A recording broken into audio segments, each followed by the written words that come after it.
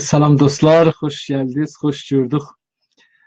Biraz geç başladık ama herhalde yetiştik ve eləyə bilirik ki, başlayaq. Mən İnsaf Əli Hidayət.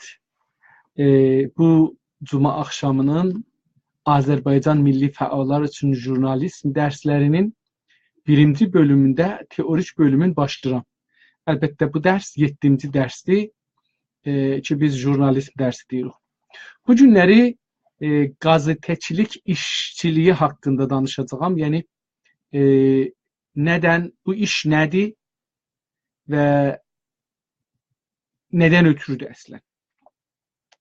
Geçənki teori bəhsdə dedik ki, gazetecilik sorgu sormaqdır və hər mövzu ya hadisiyə yeni bir zaviyədən, yeni bir açıdan baxmaq və bu roşənfikrin işidir. Ya ziyalının işidir. Yəni hər jurnalist bir ziyalıdır, bir roşənfikridir.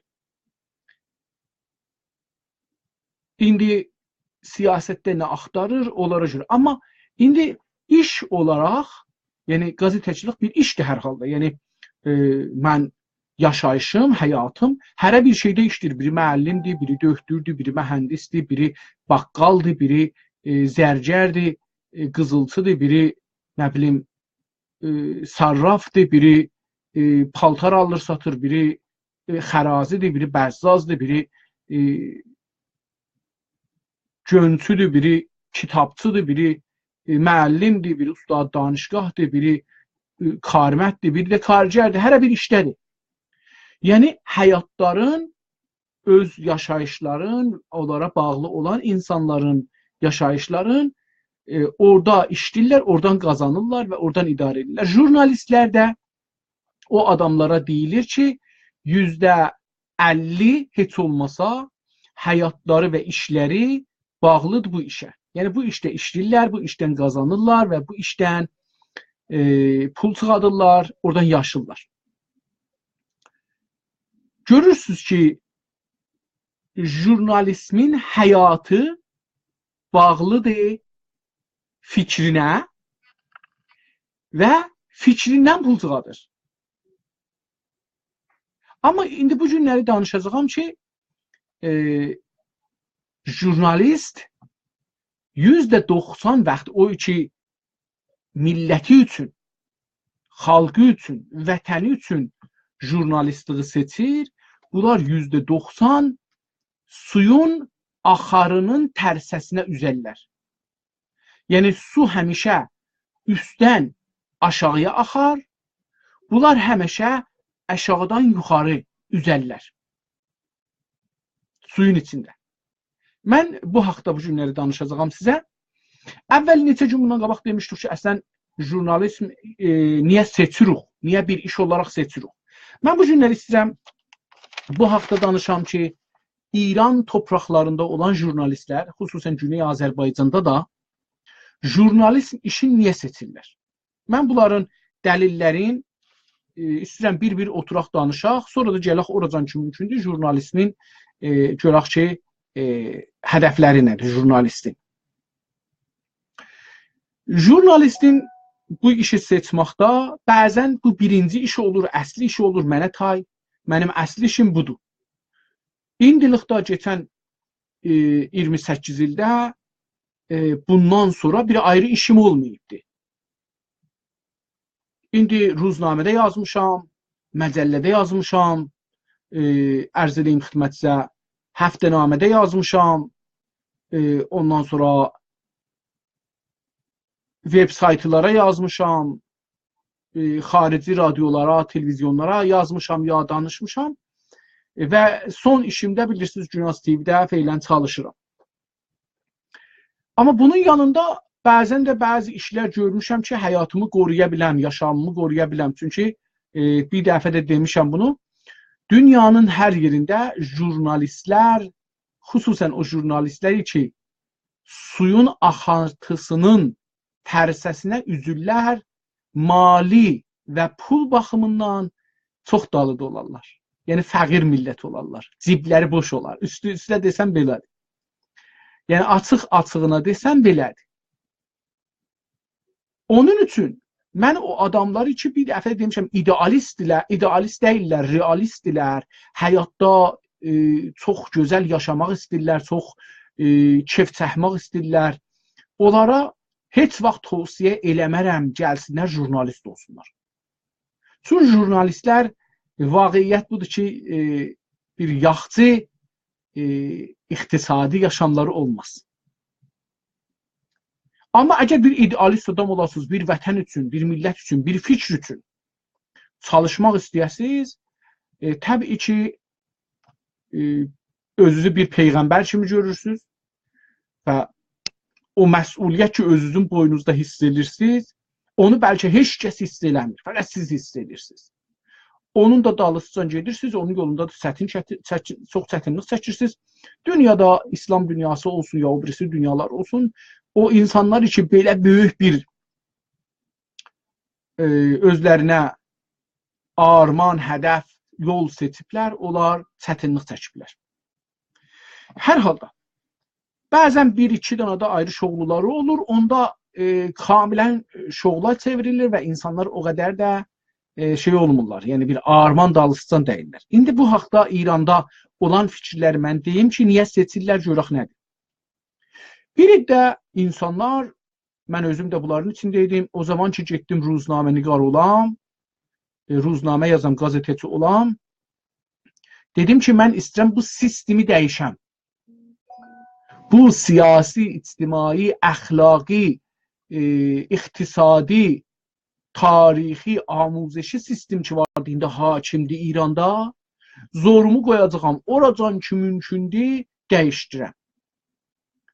Oracan ki mümkündür, bu fikirlərimi ən yumuşaq yoluna, ki dövlət də qabağını almaya, millət də təhəmmül eləyə bilər, 100 kəlmənin içində bir kəlmə dediyimi desəm, istədiyimi desəm yetər. Onu elə gizlədəcəyəm ki, dövlət onu tapmasın. Amma mən də fikrimi deyim. Bir də insanlar siyasi sistemi, ictimai sistemi, iqtisadi sistemi, əxlaqi sistemi, dini sistemi, idari sistemi, amuziş, təlimi, tərbiyyət sistemini dəyişdirmək üçün çıxırlar meydana. Mövcud sistemdən razı deyirlər. Bir də insanlar bunu buradan görürlər. Yazarla fərqləri budur. Yazar ildə, 2 ildə, 3 ildə bir kitab yazır. Uzun. Onun müxatəbləri bir tədad adamlardır ki, o model yazıya, indi ya romandır, ya şeirdir, ya nağıldır, ya hikayədir, ya elmi bir təhqiqdir. Onu o hikayəyə məhdud bir insanların əlaqəsi var, oxurlar və ildə bir dəfə, 2 ildə bir dəfə bu yazarın fürsəti var ki, bir fikir qoysun ortaya. Jurnalist bu cür deyil. Jurnalist hər gün istisnaən yaza bilir. Hər gün fikirlərin yeni bir məsələ ilə, yəni rəng, gündə rəngləri dəyişdirir, gündə temləri dəyişdirir, hər gün eləyə bilir. Taza bir şeyin içində öz fikrini qata və verə millətə. Sistemi dəyişdirməyə cəhd edir. Məsələn, fikir eləyin ki, indi İranda bilirsiniz, mütəəssifanə, çox təəssüflərlə İranda indi fahişəlik çox çoxalıbdır. Həm kişilər fahişə olubdur, həm xanımlar. Mən ittifaqən mötəqidəm, kişilər çox fahişədirlər ta arvadlar. Məsələn, mən bir də fahişələrlə Tehranda müsahibə elədim. Adını qoydum Zendegiyev sandviçi və çap elədim. Orada da dedim ki, gələn 15 il ta 20 ildə, yəni bu əgər indi dəqiq yadımda 1373-də mən bu quzarışı yazmış olsam, onda dedim ki, 15 ta 20 il sonra İranda bir çoxlu insanlar gündə qətlə yetişəcəklər. Çünki bu xanımlar ki, indi özlərini satmaq məcburiyyətindədirlər, uşaqları ilə gedirlər və uşaqlar analarına olan təcavüzü və o təcavüzkar kişini görürlər. Onların indi əlləri uşaqdılar, zorları, qüdrətləri yoxdur ki, analarından ya ictimadan intiqam alsınlar ki, niyə mənim ictimadan, diqqət buyurun, ictimadan intiqam alsınlar, analarından himayət eləsinlər, analarının yoxsuzluğundan difa eləsinlər, şərafətindən difa eləsinlər, amma bunlar 15 il sonra, 20 il sonra çox güclü cavanlar olacaqlar, əlləri bıçaq tutacaqdı, əlləri güllə tutacaqdı, əlləri yumruq olacaqdı və bunlar camiədən intiqam alacaqlar. Və indi neçə ildir görürsünüz, ya fuhuşluğa görə yenə yazmışdım, ya məvad müxəddərə görə yenə yazmışdım. Yəni məscidə görə yazmışdım, dinə görə yazmışdım, hər şeyə görə ki yazırdım. Orada öz fikirlərimi də qoyurdum ortaya ki, mən istədiyim camiə nədir? Nə cür bir camiə istəmirəm? Nə cür bir mövcud sistem istəmirəm? Biri də buna görə girir. Biri də insanlar, xüsusən İranda, Qərbidə bu çox azdır. Qərbidə o adamlar ki, ruznameniqarlığa girirlər, idealistdirlər. Yəni bir fikirləri var camiə üçün. Girirlər camiədə bir dəyişiklik yaradalar. Amma İran kimi bir camiədə ki, işsizlikdir, insanlar çoxu jurnalizmi, gazetəçiliyi bir iş görürlər. Sırfən bir iş. Yəni onlara fərq eləməz ki, zindanda işləyələr, edam məmuru olalar, pastor olalar, ya şikəncəgər olalar. Heç fərqi yoxdur. Onlara bir pul lazımdır. İndi %90 ruznameniqarlar İranda, %90 və hətta Azərbaycan bölgələrində %99 əlin qələmə aparıb ruznamədə yazan ruznaməçi, dedim, gazetəçi o adamdır ki, həyatının heç olmasa yarısı oradan təmin olur. Buna diqqət edin. Bəzi insanlar var çox şərif, gazetlərdə yazırlar, ruznamələrdə yazırlar, pul almırlar, onların yaşayışları bir ayrı yerdən keçinir. Bunlar gazetəçi deyirlər, profesional deyirlər bunlar. Bunlar tamam vaxt, ya yar vaxt həyatları buradan keçinmir. Bizim sözümüz kollən jurnalistlərdən danışanda o adamlardan ibarətdir ki, gəlirlər və gazetəçiliklə keçinirlər. İranda, xüsusən Güney Azərbaycan torpaqlarında yaşayan gazetəçilərin %99-u gəlirlər bu işə, istəyirlər rəvabiti ümumilərlə, yəni idarələrin o xalqla ilişki olan hissələri ilə tanış olalar, müdürlərlə tanış olalar, həm bunlardan agəhi, reportaj agəhi alalar, yəni Türkçədə nə deyirlər buna? Elan, nə deyir, ona Türkçə deyirlər, reklam. Həm reklam alalar, o reklamın pulu ilə bir şey qazetə çıxsın, bir şey də mənə çıxsın adı ilə gəlirlər. Həm də gəlirlər ki, o müdürləri, o rəisləri, müavinləri tanıyırlar, onlara yaxınlaşmaq səbəbilə yavaş-yavaş özlərinə o idarələrdə iş tapalar. Əksərən də bu insanlar 2 ildən izafi gazetəçilik eləmirlər, 3 ildən izafi gazetəçilik eləmirlər, sonra da gedirlər bir ayrı işə. Bunlar pul axtarırlar. Bunlara dedim, zindan fərq etməz. Çünki fikir sahibi deyirlər bunlar. Bunlar qələm sahibi də deyirlər. Yəni bunlara deyəndə yazmaq da başarırlar. Bunların əksərən savadları aşağıdır. Biri də bunların dedim içində vardı. Məsələn, mən savadsız Azərbaycanlı adam tanıram ki, 24 saat vaxtın qoyurdu, ruznamələrdən də pul almırdı, amma çalışırdı ki, Azərbaycançılıq yolunu aparsın. Çox zəhmət çəkirdi, savadı da aşağı idi, amma gözəl yazısı var idi.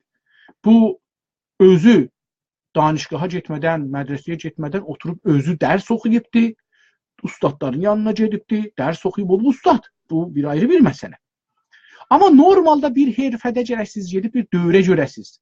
Ya təcrübi şəkildə, necə dişdə deyirlər ki, təcrübi dişçi, mütəxəssis, profesional dişçi, təcrübi dişçi odur ki, gedir bir ayrı dişçinin yanında illər boyu işdir, o işi öyrəşir. Amma öyrəşir, yəni onun hər yaxçısını, hətta bəlkə bir danışqahdan çıxmış, varğı təhsil olmuş insandan yaxşı bilir o.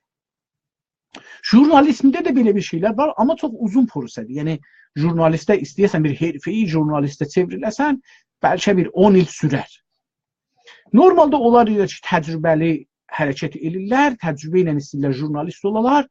Bir növdən izafi yazmaq başarmazlar. O halda ki, ruznamə niqaridə ya jurnalizmdə bəlkə 40 cürə yazmaq var. 40 cürə yazmaq var ki, bəlkə vaxt olsa, ömür olsa, bir-bir onların da haqqında danışacağam, deyəcəyəm ki, hətta Azərbaycanca və türklər də bunun üstündə nə cür yazırlar. Biri də insanlar vardır, siyasidirlər. Yəni bir hizbə bağlıdırlar, bir partiyə bağlıdırlar. O partinin qəzetində çalışırlar, o partinin ruznaməsində çalışırlar. Bunlar da bir siyasi baxışları vardı, bir partiyə bağlıdırlar. Ondan dolayı məmur kimi gəlirlər qəzetədə işləməyə. Bunlar da siyasi bir insanlardılar. Gəlirlər tanınsınlar, siyasi tanınsınlar.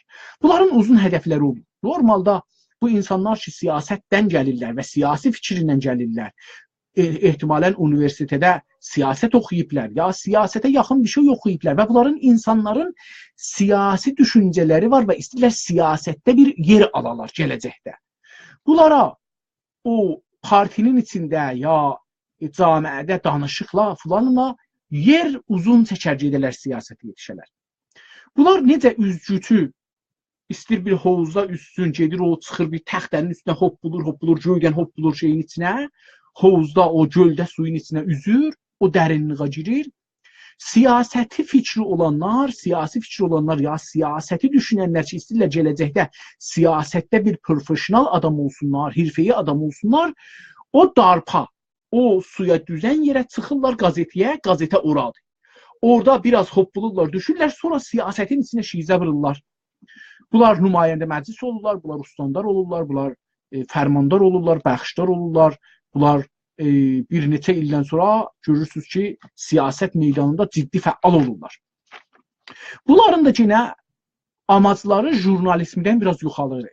Bunların amacları siyasətə girmək, ya mənfəət qazanmaq ki, İranda %99 mənfəət qazanmaqdır, yəni öz ciblərinə işləmək, ya da siyasəti istədikləri və zehnilərində olduqları fikri əsasında dəyişdirmək. İranda bu yoxdur. İranda bu tipdə insanlar qəzetçilikdən siyasətə getmək imkanları yoxdur. Çünki İranda əksinədir. Dövlət və siyasətdən qəzetçiliyə gələ bilərsən. Oradan məmur kimi gəlirsən, burada işləməyə, Sipah Pasdaran ya indi bu İran devrimçilər qüvvəsinin bir çox insanları qəzetçi kimi işləyirlər. Onlar əsli işləri qəzetçilik deyil. O devrim məmurlarının əmri ilə gəliblər, qəzetçilik edirlər. Bir iddə insanlar gəlirlər ki, mən yaxşı yazaram, mən yaxşı şeir deyərəm.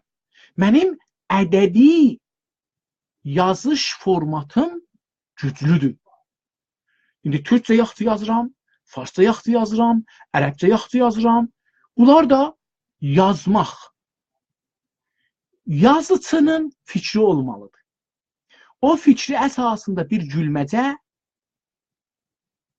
ya bir şeir, bir ədəbi bir nəsr, ya bir format, ədəbi bir format yaradırlar. Onun əsasında gəlirlər, işləyirlər. Bunlar da istəyirlər o ədəbi formatı, o ədəbi güclərin gündəmə gətirsinlər. Sonra bunun faydasını götürsünlər. Məsələn, bir müddət gəlirlər, qəzetlərdə işləyirlər, bir neçə qəzetdə şeir yazırlar, qıssa hekayə yazırlar, ya bəzi yazarlarla müsahibə edirlər, danışırlar, ona aparırlar, çap edirlər. Beləliklə, o insanların içində, ruznamə, qəzet oxuyanların içində tanınırlar. Sonra kitab çap edirlər, kitab yapırlar və bu kitab yapandan sonra nəşr olur və yaxşı satılır. Bu da o məşhur olmağın bir tərəfidir. İnsanlar istəyirlər qəzetlərdə məşhur olurlar.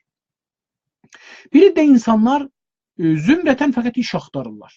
Gəlirlər, qəzetin özü də bunlara bir vəsilədir, iş axtarırlar. Hər yerdə olur olsun, fabrikada olsun, orada burada olsun, çalışırlar ki, ilgi quralar və iş tapalar özlərinə. Yəni, onlar qəzetdə bilirlər ki, çox pul yoxdur. Əl-an İranda ki, mən sizinlə danışıram, taza bir istatistik gördüm, yəni bir amar gördüm, bir vergi gördüm. Onun üstündə İranda bir jurnalistin hüququ ortam 1.100.000 ta 300.000'dir. O halda ki, ən başlayan, yəni bir adam için savadı əsla yoxdur, təcrübəsi də əsla yoxdur. Bu adamın İran qanunları əsasında işə başlaması rəsmi bir yerdə 930 min tümən idi. İndi bunun evli olsa, uşağı olursa, xanımı olursa, filanı olursa, bunlara da bir haqlar gəlir. 1300, 1 milyon 300-ə çıxır. Amma jurnalistlər bu məbləği alamırlar üst-üstə. Bunun üçün də bir də insanlar fəqət jurnalizmdən istifadə edirlər ki, ilgi qursunlar, ilgidən işə geçsinlər. Bir də insanlar gazeteciliği seçirlər. Deyir ki, mənim bir səsim və bir istəyim var. 80 milyon İranda insan vardı. 80 milyon insanın içində bir tədad insanlar var ki, fikri var, istəyi var, düşüncəsi var. Amma bu düşüncəni yetirənmirlər millətə. Heç olmasa bir 100 nəfərə yetirənmirlər.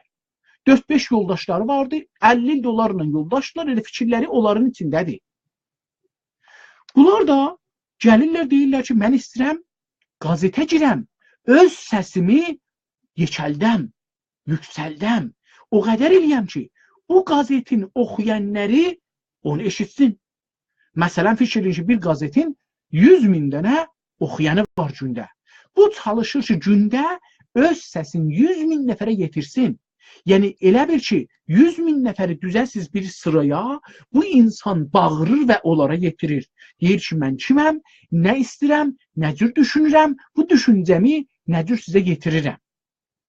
Bu yazmaqla yetirir. Eyni halda qazeteci belə düşüncə sahibi deyir ki, mən gedi-tözü öləcəm və gedəcəm.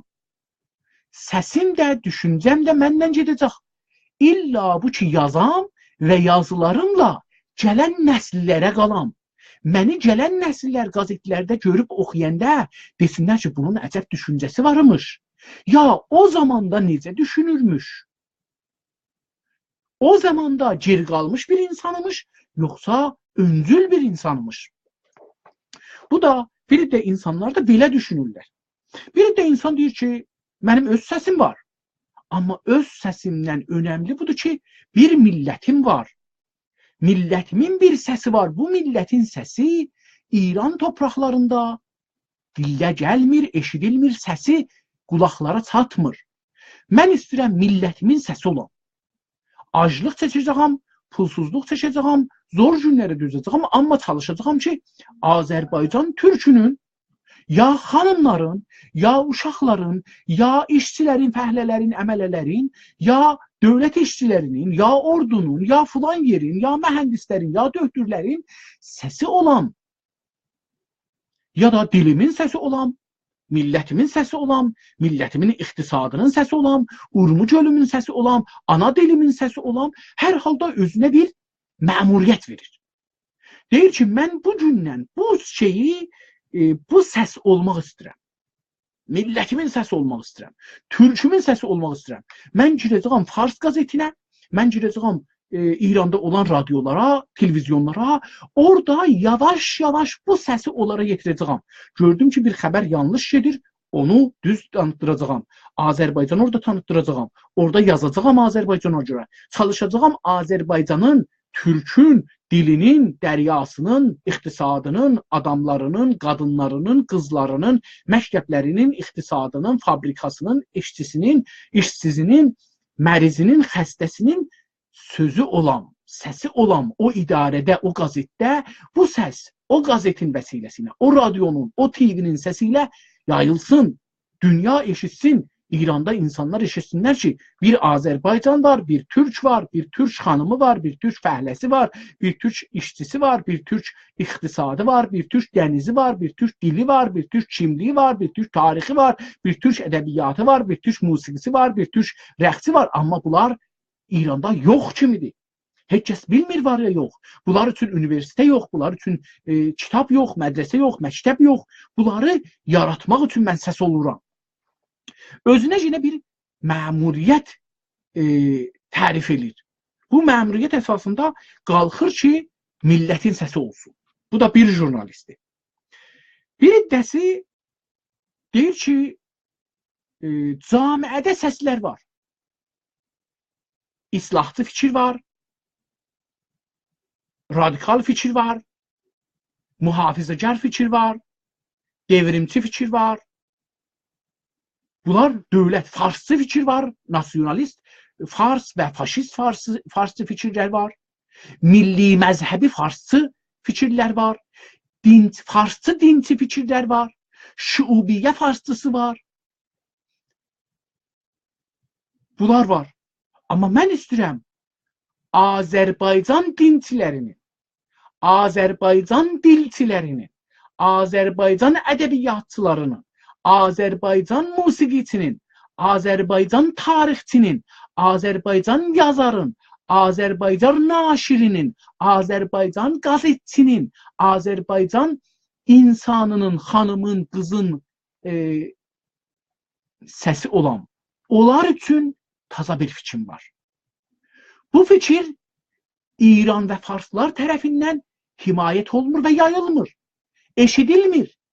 Əslən güya mən yoxam, Azərbaycanda bu insanların bu ehtiyacı, bu istəyi yoxdur.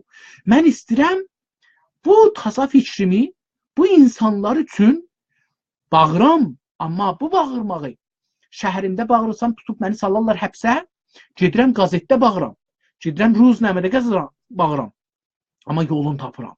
Bu insanın taza bir fikri var. Bir şeydə taza fikri var. Qadın haqqı, çocuk haqqı, işçi haqqı, sərmayələrin, pul paraların banklara qoyanların haqqı, oğruların qabağında necə durmaq olar onun haqqı, əmniyyət İranda yoxdur deyə bunun haqqı. Bu haqlara bir şeyə bir düşüncəsi var. Bir şeydə, çox şeydə yox.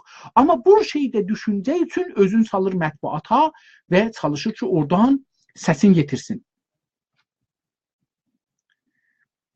Ərz edeyim xidmətinizə, bir də insanlar bir fikirləri var, bir mənfəətləri var, bir düşüncələri var, bir partiyə ya millətə bağlıdırlar. Hər insan kimi. Bunlar o millətin, o fikrin, o düşüncənin mənafiin təmin eləmək üçün labiçilik istəyirlər etsinlər. Bunların amacları labiçilikdir.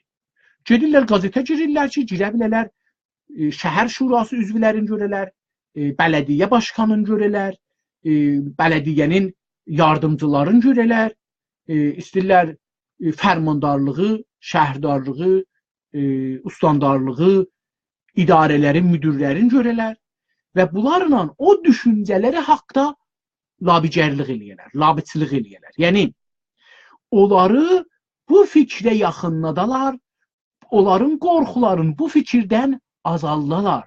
Bu fikri elə yumuşaq, elə bir siyasətlə o labi etdikləri adamların içine aparalar.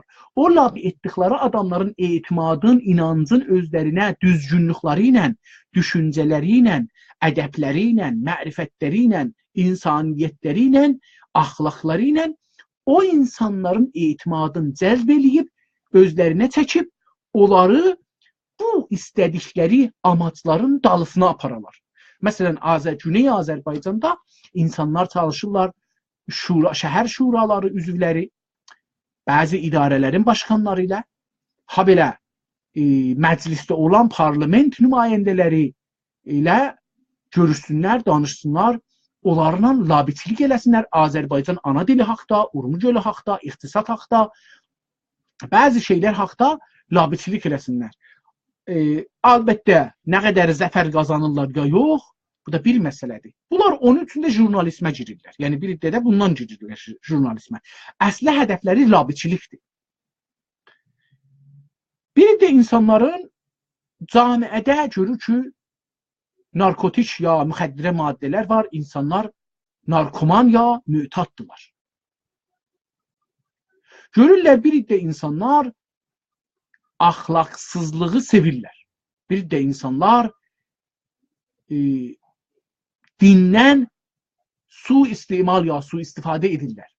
Bir də insanlar görürlər ki, çox rahatca bu camiədə insanların, pulların, sərmayələrin əllərindən çıxadırlar. Bu insanların bu məsələlərin qarşısında durmaq üçün bir yolları var zehnilərində. Bu insanlar da onlar üçün qazetə girirlər. Yəni, ictimada olan bir problemi sökmək üçün onu çözmək üçün o problemi aradan aparmaq üçün qəzetə girirlər. Orada yazırlar, orada danışırlar, oralarda fəal olurlar ki, o amaca çəkilsin. Bunlar da belə bir insandırlar. Ən son mənim zehnimə gələn onlardır ki, mövcud siyasi durumla müxalifdirlər. Siyasi durumla, ya hüquqi durumla. Yəni, ya məclislə, ya dövlətlə və ya ədliyyə ilə. Bunların üçü ilə. Siyasi durum deyəndə, hakimiyyət deyəndə bunlardan söz olur. Hakimiyyət deyəndə bu üç qüvvədən ibarətdir. Ki, İranda bunların da başı Əli Xamenei ya vilayəti mütləq fəqihdir. Fəqih də bilirsiniz, yəni mollaların mütləq hakimiyyəti. Yəni Allah yerinə Allah kimi oturmaları hakimiyyəti. Bu insan da bu vəzdən, bu durumdan narazıdır. Razı deyil. Razı olmadığı üçün girir qəzetə, istir ki, həm səsin, həm düşüncəsin, həm üstdəki müdürlərə, siyasətdə olan, ən başda olan insanlara yetirsin, ya onlarla görüşsün, onlardan müsahibə alsın, onlardan danışıq alsın. O danışıqda öz fikirlərin sorğu şəklində onlara versin. Onlardan istədiyi cavabları, bəlkə onları sorğu ilə istədiyi cavabı tərəf yönəltsin və siyasətlərin də onlara desin, yanlış yapırsınız, onları oradan çevirsin millətinin ya düşüncəsinin yoluna. Bu insanlar üç cürədirlər. Bir iddəsi islahçıdır, bir iddəsi mühafizəkardır, bir iddəsi inqilabçı ya devrimçidir. Mən çox göylüm istərdi ki, jurnalismin siyasətdə olan maraqları haqda da danışım, amma nəzərimə gəlir ki, 33 dəqiqəyə yaxındır ki, mən sizlə danışıram və istəmirdim uzun olsun, amma nə deyim, bəlkə bunu desəm daha yaxşı olar. Qalsın. Qalsın bu sonki proqramda mən bunu haqqında danışım və görək ki,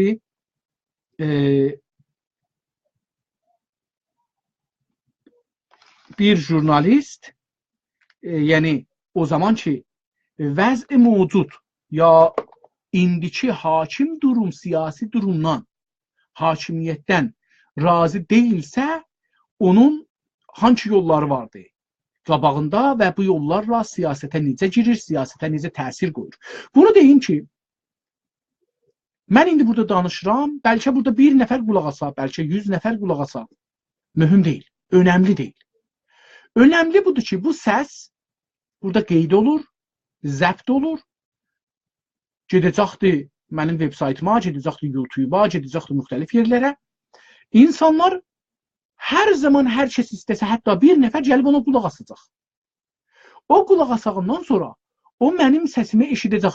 Mən bir daş olacağam, bir səs olacağam ki, onun sakinliğin bir-birinə vuracağam.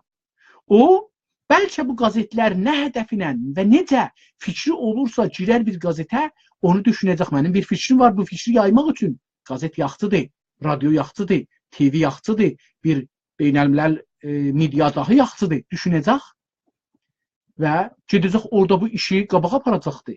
Beləliklə, mən yaratdığım bu dalğa, mövc, burada qalmayacaq. O bir nəfər bunu daşıyacaqdır. Bəlkə o bir nəfər məndən daha çox müvəffəq olar və eləyə bilər, çox daha insanların üstündə əsər qoysun və qabağa aparsın. Eləyə bilər, camiəni dəyişdirə. Baxın, bu deyil ki, farsların bir məsəli var, diqqət buyurun, tamami məsələlər bir mənfəət üçündür. İctimai mənfəət üçün xüsusən ictimai mənfəət üçün. O zaman ki, fars deyir, ba yek gül bəhar nemişe, bir güllə bahar gəlməz, bir dana ümidsizliği camiyə soxur. Deyir ki, sən ziyalısansa, sən düşüncə sahibisansa, sən siyasəti değişdirmək istəyirsən, sən əxlaqı değişdirmək istəyirsən, iqtisadi değişdirmək istəyirsən, universitəni değişdirmək istəyirsən, tarixi değişdirmək istəyirsən, ədəbiyyatı değişdirmək istəyirsən, eləyə bilməsən. Çünki sən bir gülsən, bir gül tez xəzan olar gedər. Amma tarix deyir ki, farslar imperialisti, istimari baxışla bu cümləni deyiblər. Çünki dünyada hər bir fikir sahibi bir dənə insanla başlanır. O bir insan dünyanı değiştiribdir. Bu başdan başlayaq ki, o başa. Məhəmməd Əmin Rəsulzadə Azərbaycan birinci prezidenti, rəis cumhuru, başbakanı bir insandır. Bir cumhuriyyət qurur. İllər boyu yazır, təhcanına arkadaşların, dostlarını da toplur, o fikrə yaxın insanları 10 nəfər, 5 nəfər toplur, yazır. Cənab-ı Xanzani indi şeydə, Döktür Xanzani, Əzim Xanzani Əfqanistanda. Təhcanına düşüb deyir ki, Əfqanistanda 12 milyon, 13 milyon türk var. Bunların 6-7 milyonu türkdülər, türklüklərini bilirlər və türkçə danışırlar. Amma 6-7 milyonu türkçülər, türklüklərini bilmirlər, amma elləri, tayfaları bilirlər türküdür, amma dilləri də dəricədir, yəni farscadır. Bu adam təhcanına düşübdür, özü də həkimdir, təbibdir, döktürdür, düşüb dana-dana şəhərlərə, kətlərə, dana-dana dolaşır, xəstələri müayinə edir, dava-dərman edir, eyni halda bunlara sən türksən, sənin boyun filan boydandır, sənin şanlı tarixində filan vardı deyə bunları türkləndirir. Mən bu kişinin bir ilə yaxındır tanıram, bir ilə yaxınlıqda Türkün kimliyin Əfqanistan kimliyində yerləşdirdi. Yəni, indi hər kəsin adını yazanda yazırlar Türk. Qabaqcan yazmırdılar Türk, yazırlar dəri, ayrı bir şeylər. İndi türklük də əlavə olubdur, yazırlar. Yəni, mənim adımı yazsalar Əfqanistanda yazırlar İnsaf Əli Hidayət, kökü Türk, durumu Türk. Bu bir zəhmətdir, çəkdi. İkinci bu ki, dövlətdə labiçilik edir. Bu da bir nəfər Əfqanistandan misal vurdum. Atatürk'ü misal vursaq, Atatürk'dən qabaq da o torpaqlar türkdü. O insanlar türkdü.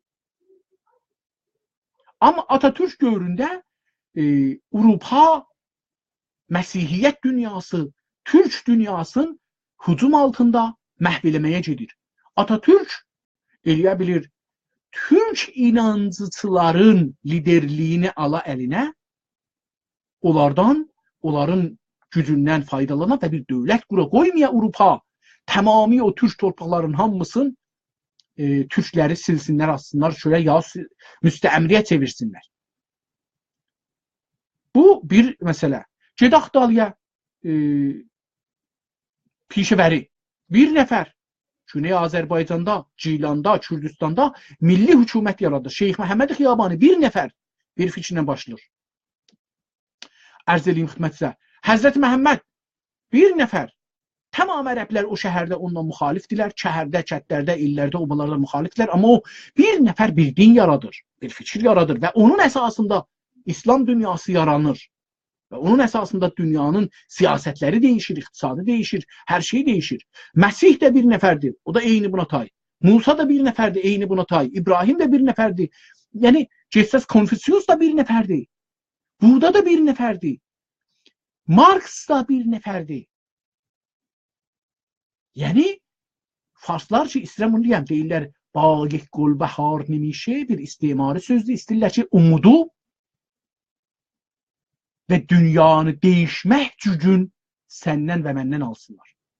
Biz əl-ələ verməliyik, bu umudu diri saxlamalıyıq. Bu umud, bunu bilməliyik ki, biz hər birimiz eləyə bilərik, fikrimizi doğru düzgün aparmaqla yeni bir sistem yaradaq, siyasi sistem yaradaq. Məsələn, buna baxanda görürük ki, bir zaman pişəvəri Azərbaycan Cumhuriyyətində bir ruznamədə yazır. Hangi ruznamədə yazır? O ruznamə ki, İranlılar çıxadırlar. Orada yazır. Ruznaməndə adı nə bilim İrançılıqdır. Yəni ona çox yaxın bir şeydir. Orada yazır. Sonra gəlir Tehranda yazır. Çünki bu adamın öz fikri özünə önəmlidir. O fürsətdən, o imkandan ki varıdır və bunun təhcanına o imkan yoxdur, o mali imkan yoxdur. Onun bir ayrısının əlində var. Ondan istifadə edir, öz fikrini qoyur, ta tanınsın. Tanındıqca eləyə bilsin, bir gün istiqlal qursun. O istiqlal fikrin 20 il gizlədir. Qoymur 20 il. Düşmən bilsin, bunun başını torpağa solsun.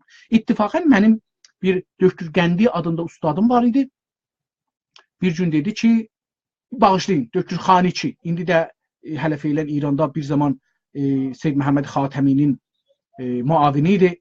İndi də ustad danışqah edəcənə və bilirəm ki, çox müəssir bir insandır. O bir gün mənə dedi ki, sıçan olmamış suval dibi kəsmə. Dedim, necə? Dedi, indi danışma. Sən indi bir öğrencisən. İndi sənin danışmaq vaxtın deyil. Danışsan səni qoymazlar dərs oxuyasən. Ondan sonra sözünü də deyənməsən. Çünki sən dərs oxumasan, bir yerə yetişməsən, ya siyasətə girməsən, söz demək imkanın da olmaz. İndi başlamısan, söz deməyə çox sözün var. İstəyirsən dalbadal və tez-tez deyəsən, bunun üçün özünü yandırırsan. Vaqiyyət budur ki, mən sözünə baxmadım, yandım. Mən eləyə bilərdim İranda, gedəm mərkəzi mütalaat-ı stratejikə, mənə bu təklif gəldi, ya eləyə bilərdim gedəm fوق lisansımı döşrüamı oxuyam, ustad danışqah olam, yüzlər danışçıya öz fikrimi bir termin içində deyəm və onlar mənim fikrimi fədaisi olalar, qurucusu olalar. Mənim öləndən sonra da mənim arzularımı onlar daşıyırlar və onlar bir gün mən istədiyim arzuları bara yetirələr. Pişəvəri bu əcələni eləmədi. Pişəvəri bunu öyrəşdi ki, mən hər şəraitdə düşmənin hətta içində eləyə biləm din bəsləyəm. Mənim dinim Azərbaycanın istiqlalıdır. Mən bunu İranın tamami sistemində siyasi, iqtisadi, ictimai sistemlərin içinə girib, özümü gizlədib, amma onların içində bir bomb kimi eləyə biləm çalışam, özümü hazırladam. Bir gün olar ki, bu bombu partladaram, İran hökumətinin içində bir Azərbaycan istiqlalı quraram. Məncə bu doğru siyasətdir. Bunu deməyək ki, bir adam niyə ömründə neçə mərhələni geçir? Əvvələn biz təkamül eləməliyik. Bizim hər mərhələ ömrümüz bir geçir. Biz yol yeriyirik. Ömrümüzün hər saatı yol yeriməkdir. Fikirli insanların hər düşüncələri bir yeriməkdir və insanlar için düşüncələrində değişik olmur. Günü-gündən təkamülə getmirlər. Bunlar daşla, ölü ilə bir fərqləri yoxdur. İnsafən o insanlar mütərəqqidirlər, ziyalıdırlar ki, bir gün yetişələr bir yerə ki, mən dünənləri biraz səhv elirmişəm, bu gün onu təkmil eləyə bilərəm. Təkmili fikirləri olsun. Günü-gündən təkamülə inansınlar, fikirdə hətta. Təhcə Darwinin təkamül fərziyyəsində cismin təkamülə inanmasınlar. Ağlın, düşüncənin, siyasətin daha günü-gündən yaxşılaşmasına inansınlar. Tərəqqi tərəfinə getməyinə inansınlar. Əlbəttə, bir də insanlar bunu sorular da deyəcəm. Gericedici fikirləri var. Mən təəssüflə İranlıların bir içində gördüm ki, bunu o insanları ki, gericedicidir. Məsələn, deyirlər ki, Həzrət Məhəmməd dövrünə, ya Musa dövrünə qeydaq, o insanları da ziyalı bilirlər. Qalsın. 44 dəqiqə oldu. Bir 2-3 dəqiqə sizə istirahət, mənə də bir istirahət. 2-3 dəqiqədən sonra ikinci bölümdən xidmət üstə olacaq. Buyurun. Yəni, əməli bölümdən. Sağ olun.